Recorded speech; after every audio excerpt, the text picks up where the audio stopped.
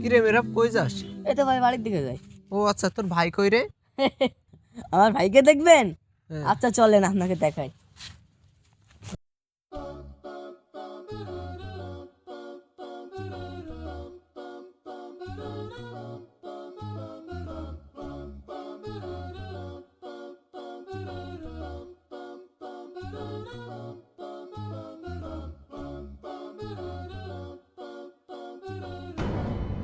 তুই এখানে কি করছিস আর তোর হাতে এসব কেন?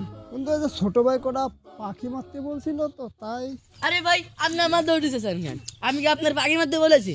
আচ্ছা। বাবু, আপনি আমার দৌড় দিতেছেন। আচ্ছা শোন, চল এক জায়গায় যাবো। কোনটা বললি? আয় শোন। আব্দুল্লাহ, তুই এটা কি করছিস? তুই জানিস না এই পাখি মারার কারণে আমাদের পরিবেশের কত ক্ষতি হয়? পরিবেশের ক্ষতি হবে কেন?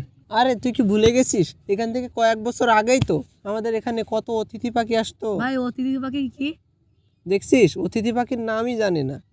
এইভাবে যদি চলতে থাকে কয়েক বছর পরে দেখবি অতিথি পাখির নামগুলো বইয়ের পাতা থেকে হারিয়ে যাচ্ছে। আগে কত অতিথি পাখি আসতো আমাদের এই মাঠে, ছোটবেলা আমি তো কত দেখছি, এখন তো দেখি না।